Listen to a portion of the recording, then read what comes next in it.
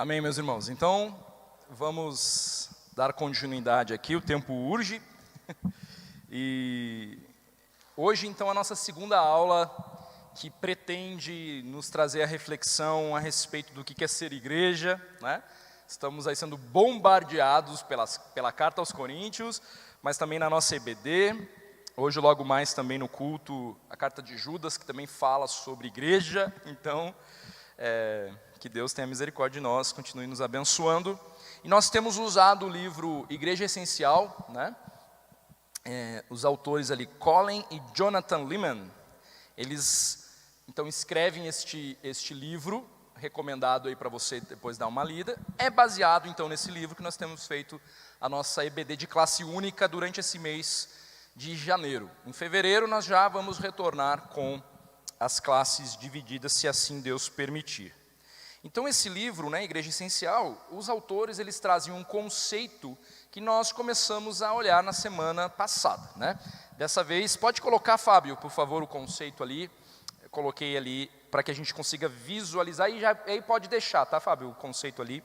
Então, essa definição teológica que estes irmãos nos apresentam consiste nisso, né?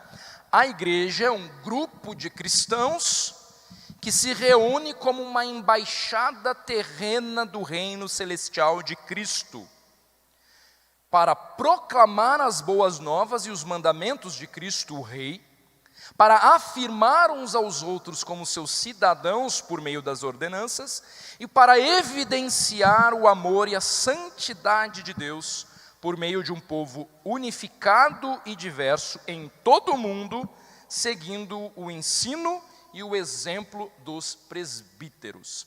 Este aqui é o conceito teológico aí dado por esses autores, e a gente está esmiuçando, olhando frase por frase no decorrer destas aulas. Vamos ter mais uma palavra de oração.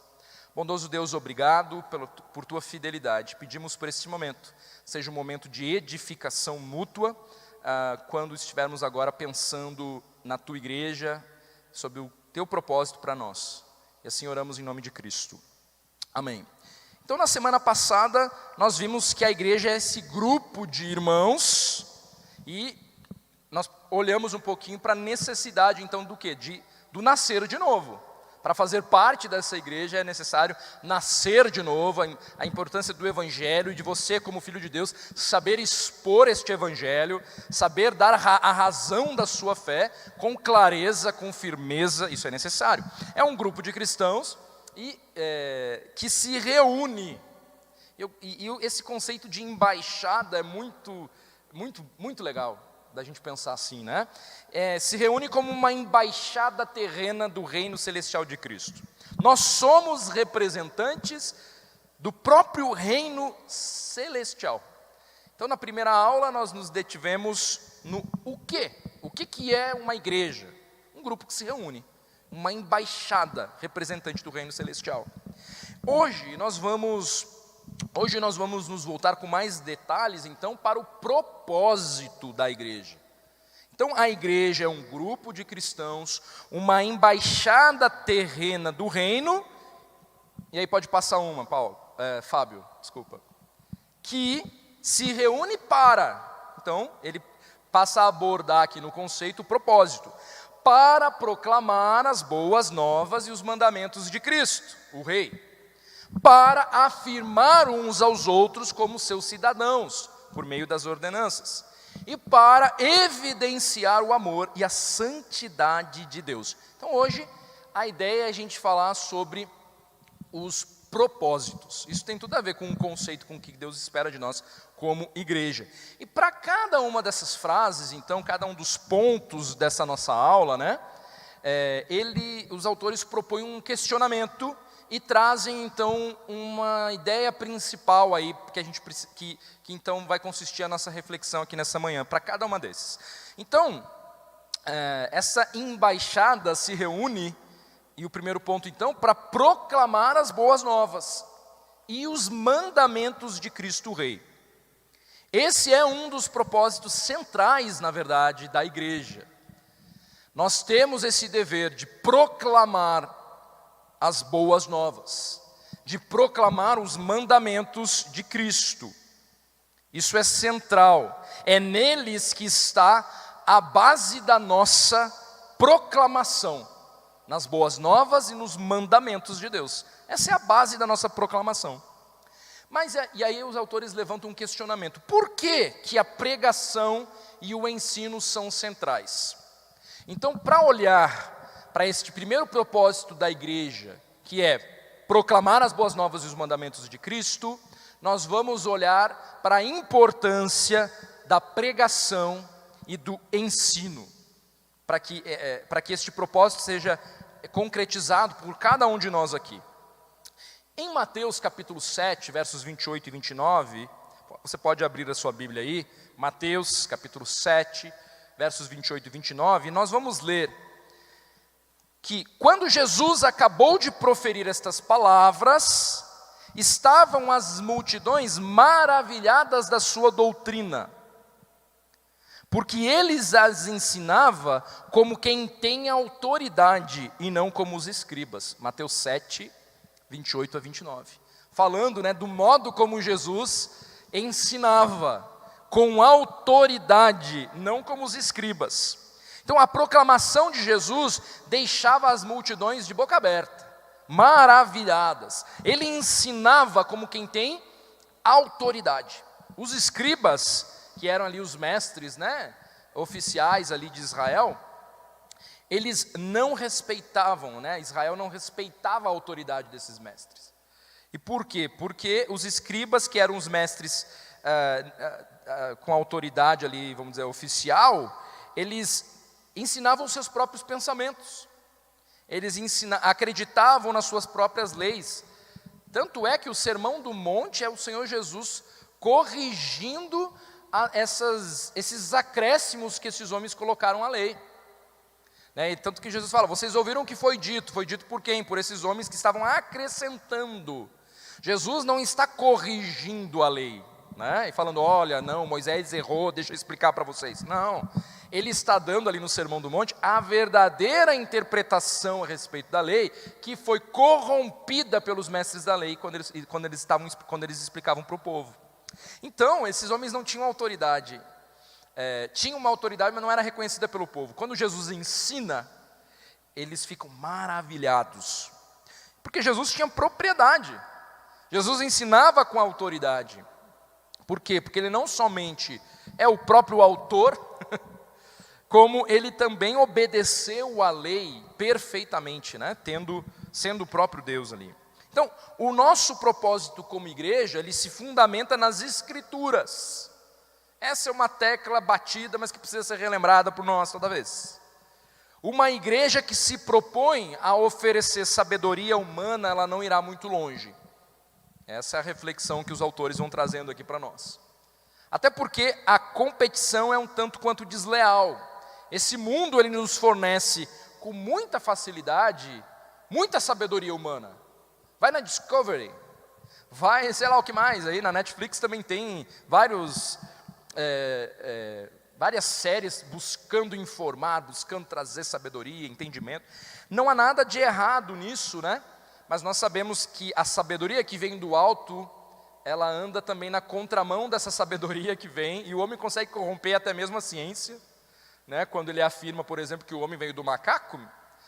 Isso tem status de ciência, de erudição, mas contradiz as Escrituras e traz muita confusão aí. Então, a competição também é desleal por causa disso, muito conteúdo hoje aí nesse sentido. E é nosso dever como igreja fornecer um outro tipo de sabedoria que toca todas as inteligências, todas as ciências. O nosso diferencial, então, irmãos, como igreja, está na proclamação de uma sabedoria que vem do alto, que anda na contramão da sabedoria que vem nesse mundo. O que justifica, então, a nossa reunião semanal? Nós nos levantamos e nos reunimos com a igreja semanalmente, porque é onde ouvimos o Rei Divino, suas boas novas e seus conselhos para as nossas vidas. Nós o ouvimos falar toda vez que abrimos as nossas Bíblias. Sim, claro, lá na sua casa. Sim, você ouve Deus falar quando você abre a sua Bíblia e ler. Mas o ouvimos juntos, na reunião semanal. Somos formados juntos como um povo ali, no caso aqui.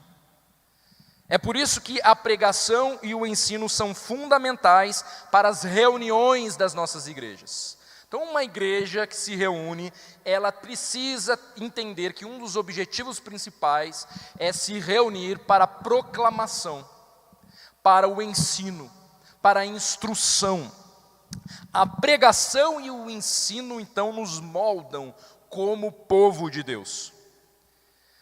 Ao estudarmos, por exemplo, o Evangelho de Marcos, que temos feito no decorrer de todo o ano passado e ainda nesse ano, por exemplo, nós vamos sendo moldados e desafiados a uma postura de fé em conjunto, dentro do que Deus tem preparado para nós como igreja. E vamos além, dentro de tudo que é proposto num plano que visa alcançar toda esta comunidade local, se você está engajado em tudo que esta igreja se propõe a te servir, você estará bem servido em todos os quesitos do que Deus nos pede.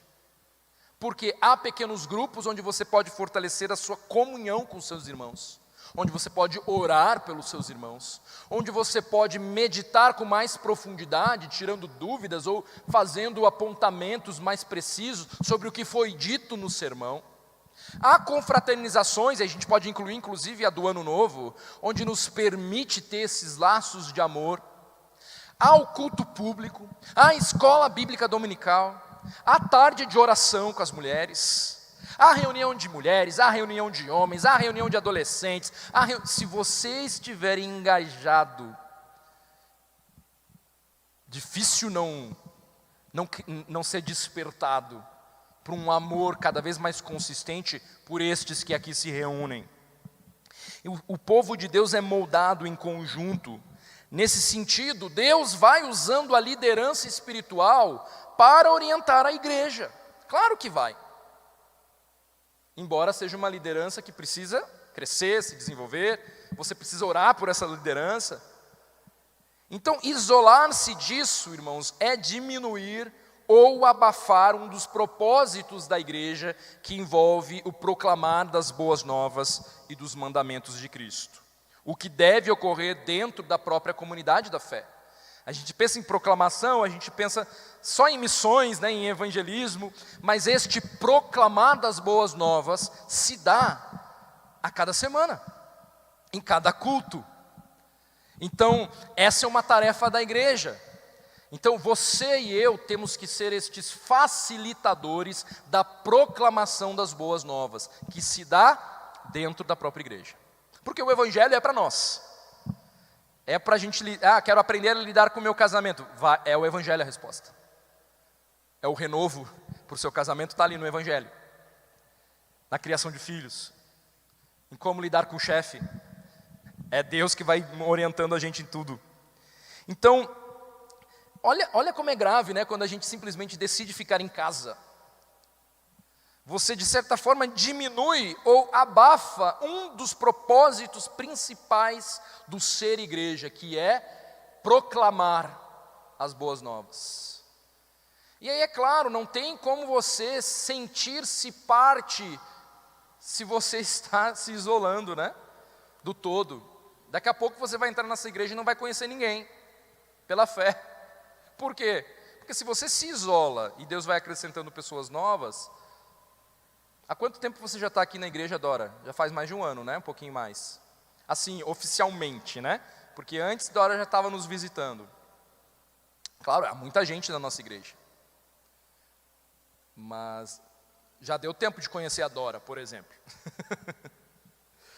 De qualquer forma, irmãos, que a gente não seja que a gente entenda o nosso dever associado então a essa proclamação. Então, na página 81 aí deste livro que estamos indicando, Igreja Essencial, você vai ler o seguinte: 2 coisas acontecem com o ensino ao vivo e presencial que não podem ser reproduzidas em um podcast com um pastor que você nunca conhecerá pessoalmente. Em primeiro lugar, podcast é esses negócios aí, tudo virtual, tá, irmão? Você dá o play lá e fica ouvindo um monte de vários assuntos, inclusive tem pregação, né? E aí ele coloca isso. Algo acontece que não pode ser reproduzido no mundo online com um pastor que você não conhecerá pessoalmente. Em primeiro lugar, a congregação e o pregador juntos experimentam a pregação como um evento comunitário no tempo e no espaço. Achei isso muito curioso. Sim, há valor em aplicar um sermão sozinho em nossas reflexões devocionais, e você pode usar o nosso aplicativo para isso, mas há ainda mais valor em aplicá-lo a todos nós como um povo. O que ele está querendo dizer aqui é que no ato da proclamação, no ato da proclamação das boas novas, por meio da pregação, há uma interação entre o pregador e a congregação. E algo diferente acontece ali. E o Espírito Santo vai se movendo, vai movendo nos corações, à medida em que há este contato, onde o próprio pregador sente essa interação, e você também. E há algo que acontece que talvez a gente não consiga explicar e também não vamos mistificar demais, mas quando nós ficamos cada um no seu canto, na sua tela, isto se perde. Isto se perde. Há maior valor em aplicar um sermão quando estamos todos reunidos como povo de Deus. E em segundo lugar, continuando, o exemplo e a personalidade do pregador dão o tom para toda a congregação. O caráter e a mensagem do pregador se fundem, e pelo poder do Espírito, os ouvintes são transformados por essas palavras, mesmo que nem sempre se lembrem delas. Então Deus vai agindo, vai nos movendo, vai nos unindo, mesmo que a gente não lembre de nenhuma pregação do ano passado, elas serviram para nos sustentar, para estarmos até aqui. E de forma mais substancial isso ocorre quando estamos juntos, quando estamos reunidos, ouvindo a pregação com reverência. A gente estava comentando, irmãos, como a gente tem perdido o fio aí da meada aí, no que diz respeito à reverência. Porque hoje as pessoas assistem um culto em casa comendo pipoca, comendo hambúrguer, enquanto assiste a pregação, no quentinho dos seus cobertores. As nossas crianças não sabem mais se comportar num culto. Claro, não vem num culto, como é que vai saber se comportar? É entender o que está acontecendo ali. O culto, irmãos, é algo solene, e que nós precisamos resgatar os valores do que é prestar um culto para Deus. Não é de qualquer jeito, algo está ocorrendo ali, e claro, a centralidade deve estar na palavra, e mesmo nessa dinâmica em que você vem e senta para ouvir, há uma relação entre pregador e congregação, do qual nós não conseguimos mensurar muito bem do que se trata, mas que o nome de Deus é glorificado, é exaltado, a nossa fé é mais fortificada. Há coisas que acontecem quando se está presencialmente, de forma presencial, num culto, que não ocorrem na individualidade. Até porque o culto deve ser prestado em comunidade. A ceia deve ser vivenciada em comunidade. Então, nós não podemos perder isso de vista, né? Essa divisão está talvez dificultando este propósito da igreja, como embaixada, né? Que deve proclamar as boas novas e os mandamentos de Cristo. Isso se dá também por meio da tua presença num culto. Claro, você deve proclamar para os perdidos, mas essa proclamação deve ser enfatizada, deve ter centralidade nos nossos cultos, e a nossa unidade, a nossa presença vai fazer com que dá devida honra a essa palavra, né? Então Deus opera de uma forma especial por meio da sua palavra quando nós estamos reunidos. É claro que a repercussão das aplicações de um sermão deve ser experimentada por cada um de nós no decorrer da semana. Não é só sentir, que coisa boa, né, que aconteceu hoje aqui, nossa, glória a Deus, que palavra, e depois esquecer tudo, né? Mas um espírito de reverência no momento do culto solene prepara o nosso coração não apenas para entender a pregação, mas para se dispor a viver essa pregação. Então é claro, irmãos, eu sei que eu preciso aprender a pregar. E preciso da graça de Deus, não só para trazer o conteúdo correto, mas para conseguir expressar isso de uma maneira que você entenda esse conteúdo. E esse é um grande desafio, e eu sei que certamente eu já devo ter falhado nesse desafio. E que Deus tenha misericórdia e me ensine, me instrua a trazer o conteúdo de uma maneira que cada um dessa igreja possa compreender. Mas certamente se você vem com o coração relaxado para este culto, vai ser mais difícil de você conseguir entender o que eu estou querendo dizer. Então há muita diferença entre aquele que vem, está compenetrado, anotando e disposto a prestar atenção. Ele já veio de casa com essa disposição. E aí você vê, aí quando eu às vezes cruza aquele olhar, aí você olha e a pessoa está lá assim, quase que. E aí que eu lembrei, né, dessa interação, né, que daí você está olhando de repente, opa, houve um contato ali, essa pessoa está prestando atenção, ou essa pessoa está, isso mesmo, é isso mesmo, pastor, força e coragem. Há uma diferença daquele que está assim no banco, ó, que ficou até as 3 horas da manhã no sábado, e é claro que a pregação será enfadonha, cansativa, e eu pego a minha culpa dessa parte. Mas é claro, irmãos, então a tua preparação para o culto, ou para o teu devocional, para o teu estudo, faz toda a diferença. Então como que nós vamos vir hoje para o culto às 18h30? Qual vai ser a disposição do nosso coração? Eu acho que a gente tem que pegar primeiro aquela frase, que um dos objetivos nós como igreja, proclamar as boas novas dos mandamentos de Cristo, e é vir com a disposição de dar toda a relevância para esta palavra, com toda a atenção. E mais uma vez eu vou dizer, né, aquela tecla batida, é por isso que, na minha opinião, embora eu também possa errar nisso, e certamente já errei e continuarei errando, chegar atrasado no culto é algo grave. Eu acho que é algo grave, porque embora possa acontecer, chuva, trânsito, mas quando é uma constante, talvez possa estar revelando uma displicência com o culto, com o que acontece quando nós nos reunimos. Eu acho que é grave. Mas então talvez, claro, possa acontecer, e eu não estou botando julgo sobre ninguém não, mas assim, cuidado, acontece por quê? Você chega atrasado para o seu trabalho todos os dias? É assim que funciona lá no teu trabalho? Se você começar a chegar muito assim, o teu chefe vai te chamar, rapaz, a gente tem um horário aqui.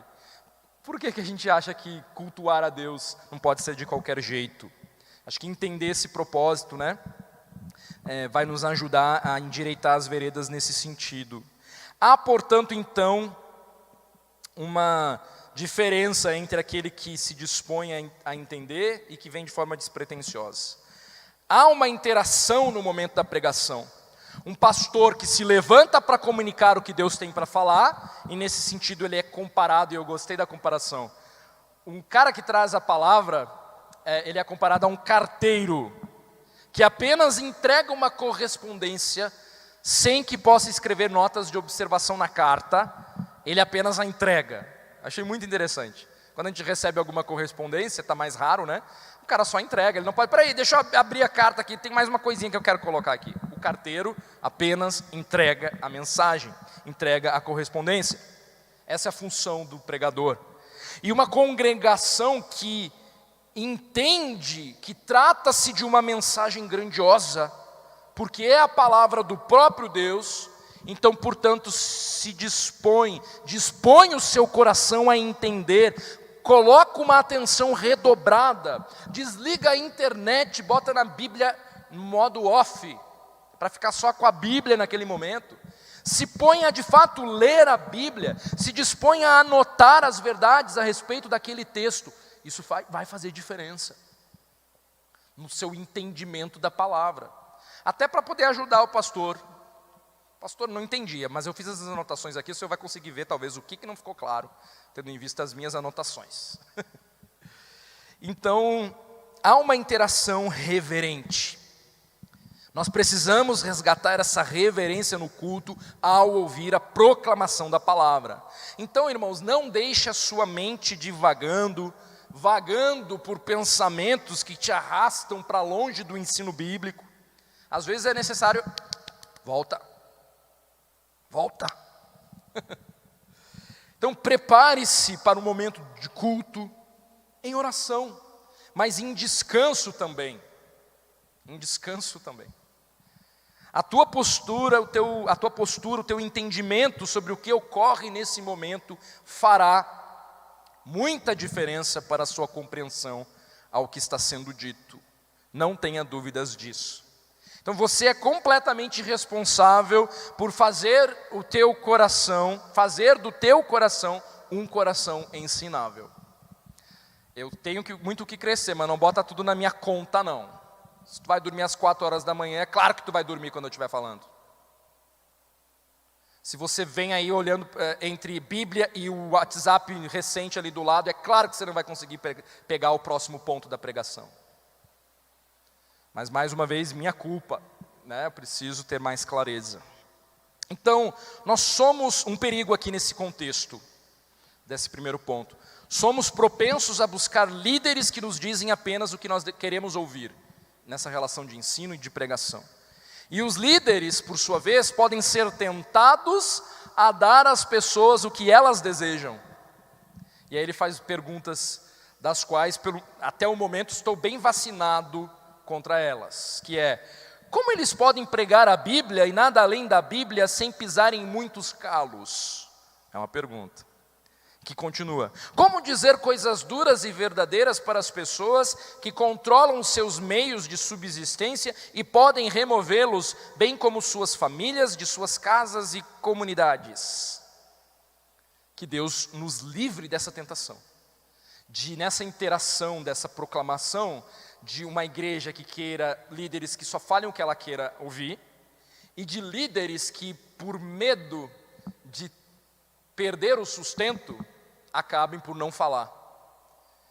Eu não tenho costume, nem pretendo ter, não sei quem é dizimista, por exemplo, dessa igreja, quem não é, eu entendo que todo membro deve ser, e tão pouco quanto ganha cada irmão, o que quer que seja, isso é maravilhoso também, mas se soubesse, também não seria intimidado por confrontar o irmão que fosse, com palavra que fosse, porque o meu compromisso está com a palavra de Deus.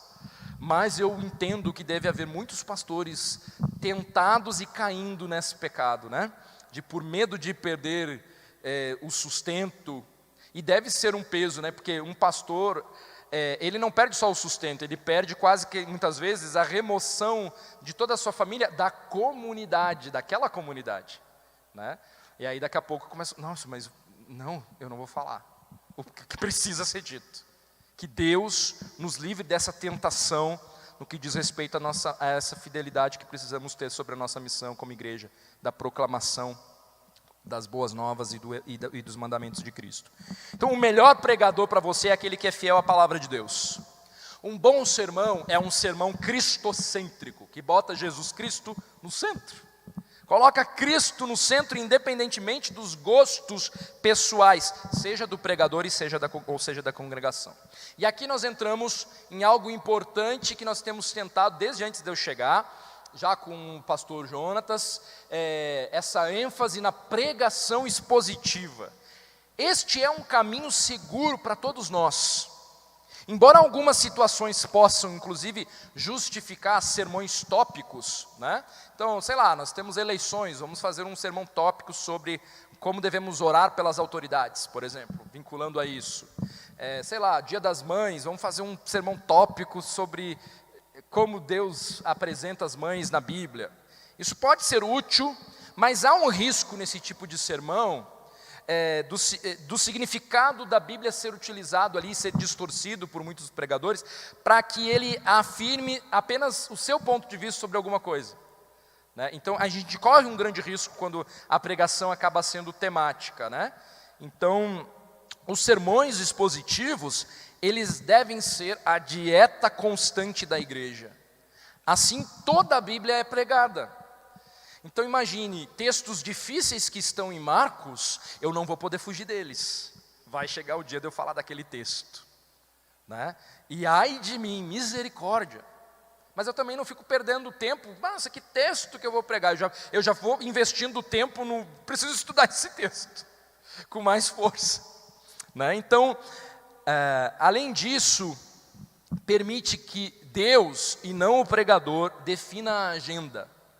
Então a gente está seguindo a sequência e de uma forma ainda mais sublime vai chegar naquele texto, a semelhança daquele texto de Isaías, que Jesus, quando ele chega na sinagoga para ler, e aí eles só simplesmente vão lendo, né, o texto na sequência. E por coincidência, entre aspas, chega justamente o texto em que Jesus vai ler e ele está falando a respeito dele mesmo. Da mesma forma, a pregação expositiva também acontece esse tipo de coisa.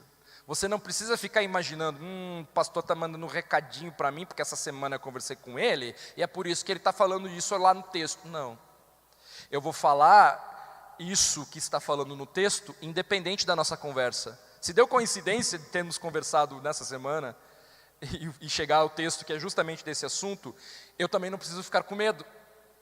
Eu não vou achar que você está achando que eu estou dando um recado para você de púlpito, porque simplesmente chegou o texto. Então, segurança para todos nós é um caminho de segurança para a igreja. Página 76 aí do nosso livro. Os melhores pregadores não fazem você se maravilhar com as habilidades deles. Eles lhes mostram a glória de Deus como está em sua palavra.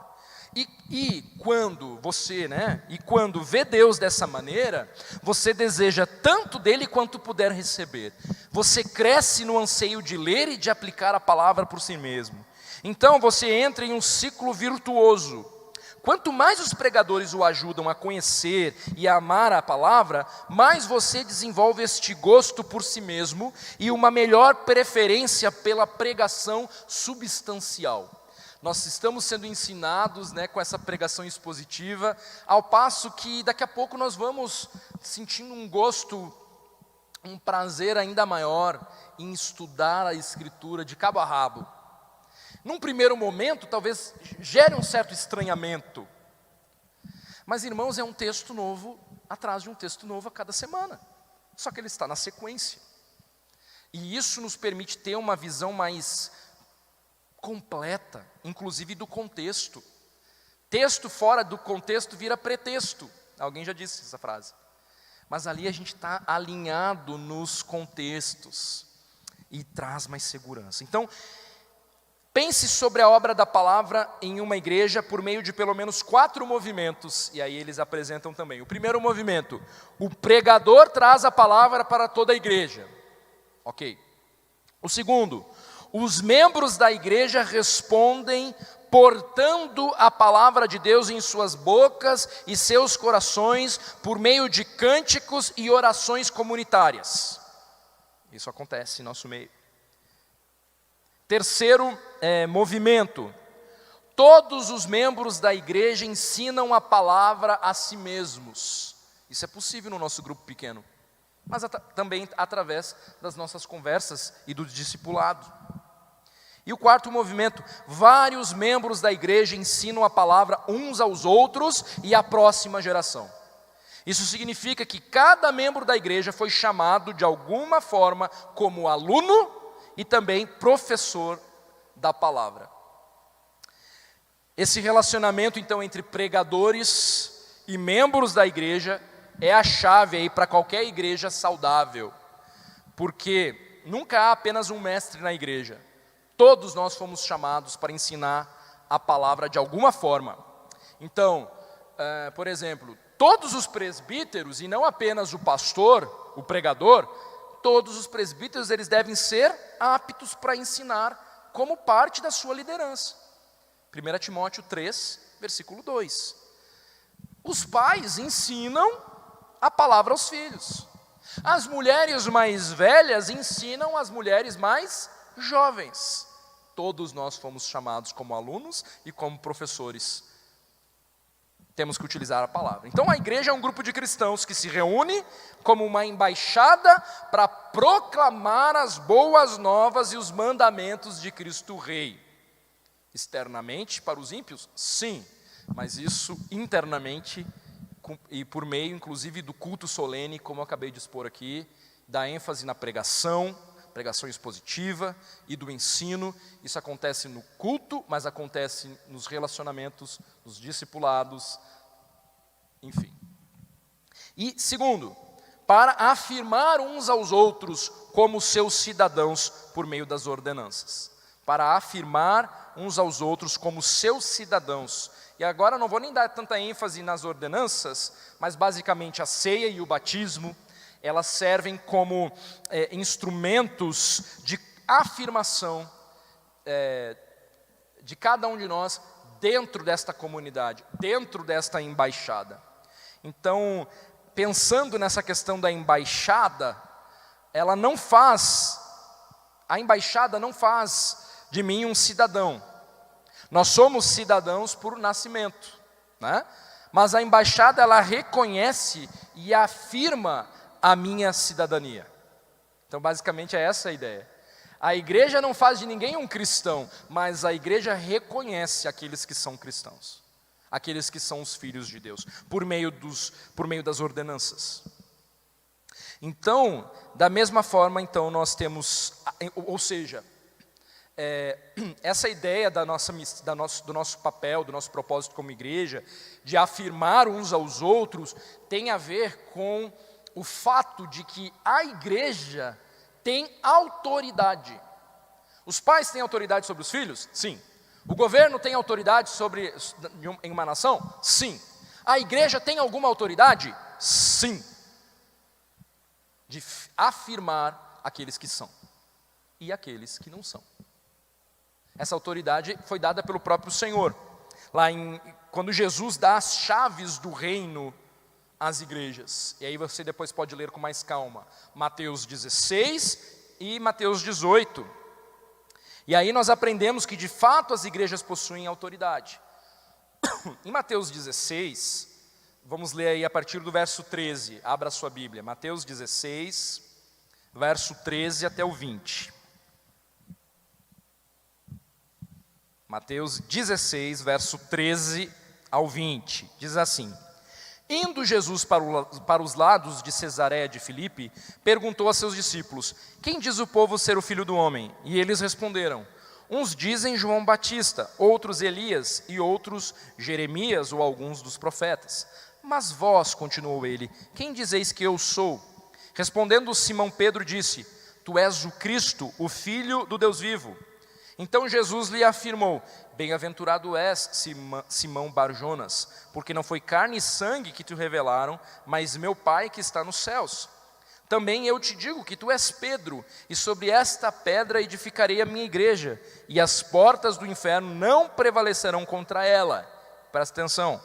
Dar-te-ei as chaves do reino dos céus.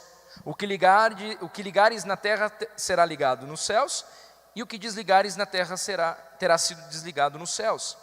Então advertiu os discípulos de que a ninguém dissessem ser ele o Cristo. Então as chaves são usadas para afirmar confissões corretas do Evangelho. O apóstolo Pedro aqui, ele confessa quem é Jesus. Jesus afirma a resposta de Pedro, promete edificar a sua igreja e então para esse propósito, para a edificação da igreja, ele dá a Pedro e aos apóstolos as chaves do reino dos céus, versículo 19. Então aqui, nós somos alertados a pensar nas chaves como sendo a autoridade de uma embaixada para declarar formalmente as leis ou os decretos do seu governo. Então é nesse sentido que nós, como igreja, temos autoridade para confirmar a mensagem verdadeira. Qual é a confissão da igreja, do Senhor Jesus Cristo? Nós temos essa autoridade firmado onde? Firmado nas Escrituras, nos mandamentos.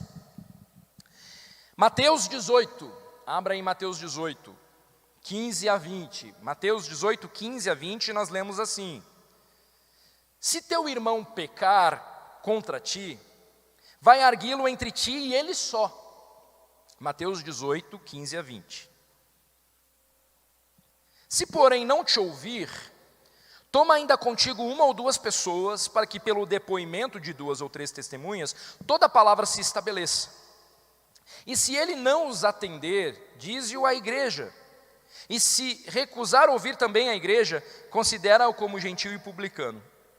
Em verdade vos digo que tudo o que ligardes na terra terá sido ligado nos céus, e tudo o que desligardes na terra terá sido desligado nos céus. Em verdade também vos digo que, se 2 dentre vós sobre a terra concordarem a respeito de qualquer coisa que porventura pedirem, ser-lhe-á concedida por meu Pai que está nos céus. Porque onde estiverem 2 ou 3 reunidos em meu nome, ali estou no meio deles. Então Jesus ensina que as chaves são usadas agora para afirmar verdadeiros confessores do Evangelho. Então a igreja tem a autoridade para afirmar e para firmar qual é a mensagem, qual é a confissão, e tem autoridade para afirmar e confirmar os confessores dessa confissão. Ele entrega as chaves do reino a uma igreja local como a base para remover da membresia qualquer pessoa cuja vida não corresponda à profissão de fé feita. Então pense nisso como a autoridade de uma embaixada para declarar formalmente quem são os seus cidadãos. Essa é uma autoridade dada à igreja. Então, a autoridade das chaves é igual ao direito de declarar o nome de Jesus, o que e quem também do Evangelho. O que é uma confissão correta? E quem é um verdadeiro confessor? Então, a igreja tem autoridade para discernir estas coisas. Note, não necessariamente quem é salvo, né? A igreja erra também. O que é ser membro de uma igreja? Aí ser membro é a forma como nós reconhecemos formalmente e nos comprometemos uns com os outros como crentes.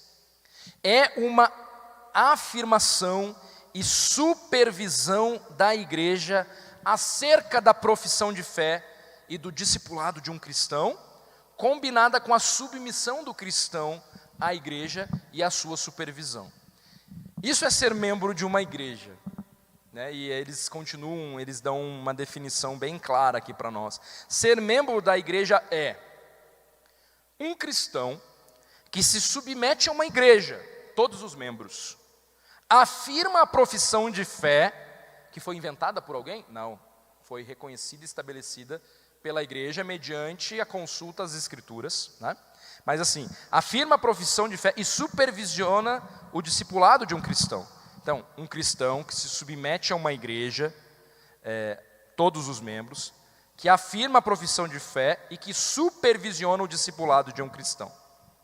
Quando se torna um membro da igreja, quando eu e você nos tornamos membros de uma igreja, você não está apenas se submetendo aos líderes ou a uma instituição em algum sentido burocrático vago, mas você está se submetendo a uma família, você está se submetendo a todos os membros dessa família. É a sua maneira de dizer: este é o grupo específico de cristãos que estou convidando para entrar em minha vida e pedindo pedindo para esses irmãos que me cobrem sobre seguir a Jesus Cristo. Eu estou pedindo a essas pessoas que se responsabilizem pela minha caminhada cristã. É basicamente isso que a gente tem que entender quando a gente se coloca como membro de uma igreja local, né? Porque existe a igreja que é tida como uma igreja universal de Cristo, que são os crentes, né, de todos os lugares, de todas as eras aí que pertencem ao Senhor Jesus Cristo. É claro que você não precisa fazer parte de uma igreja para ser salvo. A nossa membresia na igreja universal, ela é um dom de Deus. Você creu, você se converteu, você se tornou parte desse povo de Deus. Isso é um dom de Deus. Assim como a nossa justificação em Cristo é um dom, assim como a fé é um dom. Entretanto, você precisa fazer parte de uma igreja para ser obediente às Escrituras. A nossa membresia na Igreja Universal, ela não pode permanecer uma ideia abstrata. Se essa membresia na Igreja Universal, ela é real, ela se mostrará na terra, no tempo e no espaço reais, com pessoas reais. É basicamente essa a ideia. Então não vem com essa história que eu sou, como se participar da igreja fosse uma opção. Não. Quem faz parte da Igreja Universal, isso precisa ser evidenciado através da participação real numa igreja local. A membresia da igreja é algo bíblico. O termo membresia, você não vai encontrar na Bíblia, ele não é usado na Bíblia como nós usamos hoje. Mas essa prática, ela está implícita nas Escrituras, por todo o canto no Novo Testamento. O próprio Lucas, ele vai falar ali, oração incessante a Deus por parte da igreja a favor dele, em Atos 12:5.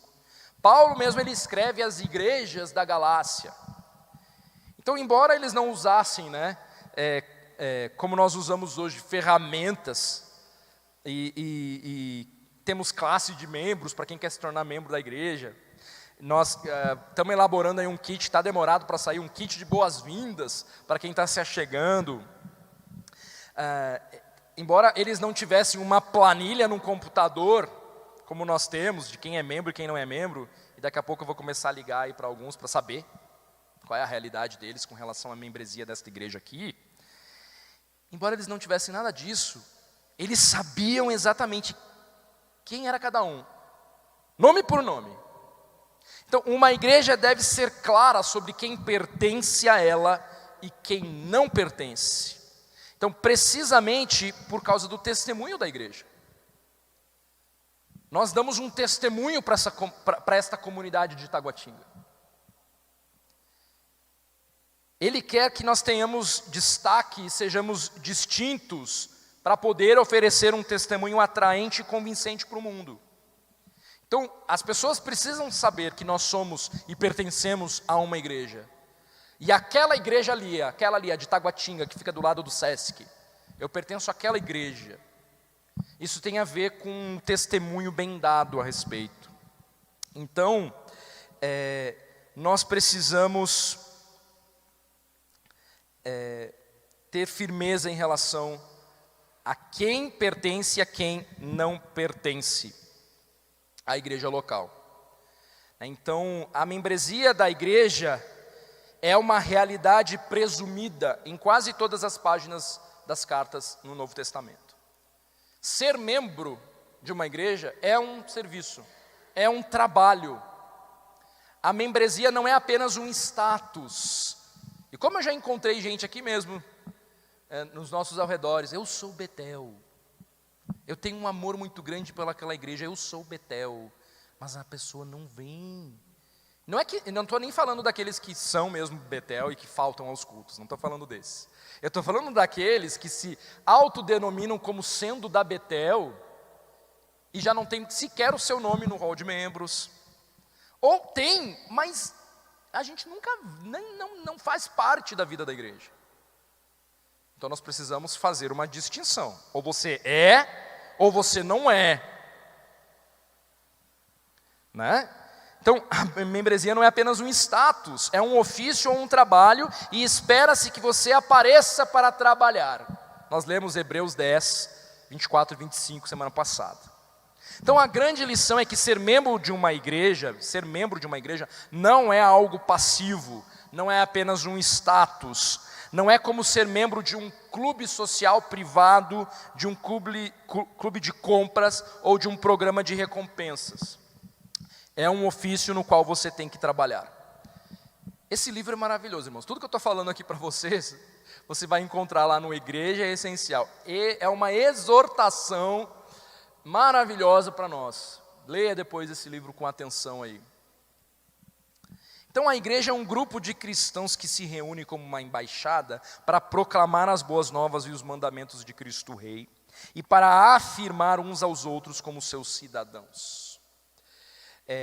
O terceiro ponto, ele fala sobre evidência ali, para evidenciar o amor e a santidade de Deus. Nós não vamos ter tempo aqui, eu não vou entrar nesse assunto agora, porque senão eu vou tentar fazer tudo corrido e não vai dar tempo. Então, na semana que vem, nós vamos olhar para essa questão do propósito da igreja, o terceiro aspecto, com base na nossa definição teológica aqui, que é a evidência do amor e da santidade de Deus. E a proposta é que a gente pense um pouco sobre o significado da disciplina na igreja. A disciplina da igreja, ela é realmente amorosa? Esse é o questionamento. E aí, semana que vem, então, nós vamos olhar para este propósito nosso como igreja. Evidenciar o amor e a santidade de Deus, só que isso nessa perspectiva, pensando a disciplina bíblica, pensando na disciplina bíblica, na disciplina eclesiástica. Então, hoje, nós vamos ficar por aqui. Há muitas exortações sobre a proclamação, que envolve a proclamação, e aí a reverência que temos que ter num culto, a centralidade do ensino, o simples fato da sua presença atenta a essa palavra.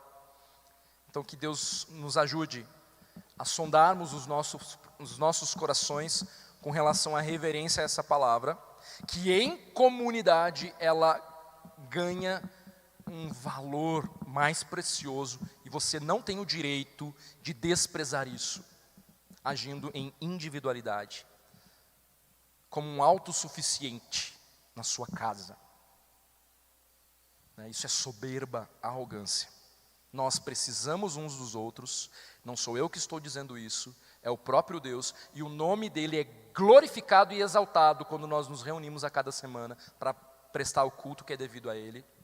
Então, irmãos, beba água em casa, vá no banheiro antes de começar esse culto, chegue no horário, porque o que vai acontecer aqui hoje às 18h30 diz respeito à adoração de um Deus todo-poderoso, zeloso, que deseja forjar o caráter de Cristo, e Ele faz isso com o nosso ajuntamento sublime e solene. E todos são capazes de entender, e é uma reunião para todos, de todas as idades, e é por isso que os filhos de vocês precisam estar presentes no culto, vendo você adorar a Deus, vendo você prestar atenção na palavra. Enfim, Deus tem um propósito para todos. E depois, esta afirmação. Saia daqui hoje pensando nisso. Não é brincadeira o que a gente faz aqui como igreja.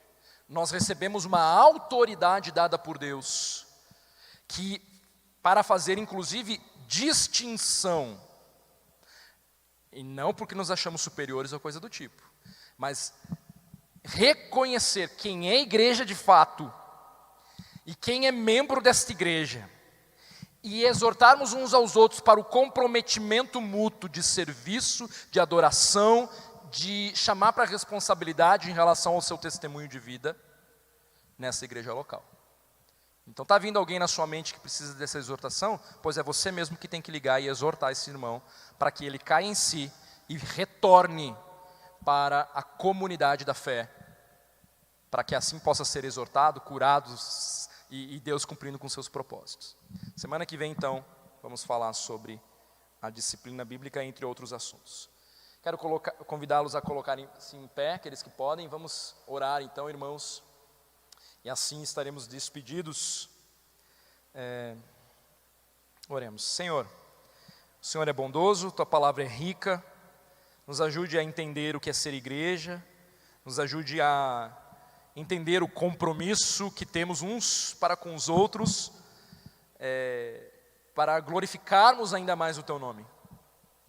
Nos ajuda a compreender o significado de estarmos juntos e perceber o agir do Teu Espírito Santo por meio da pregação da Tua palavra, por meio do ajuntamento do Teu povo. Muito obrigado por este privilégio que o Senhor nos dá. Nos ensine, nos instrua, Deus, a cumprirmos com o propósito da proclamação das boas novas e dos Teus mandamentos. Nos ensine, Senhor, a entender a autoridade que temos como igreja para reconhecermos quem de fato é e cobrarmos uns aos outros em amor, tem misericórdia de nós. E assim, pedimos pelo culto logo mais à noite, possamos ter um coração voltado para Ti e para a Tua palavra. Sê com cada um dos nossos irmãos. Oramos em nome de Cristo Jesus. Amém. Amém, irmãos. Até logo mais. Deus permite.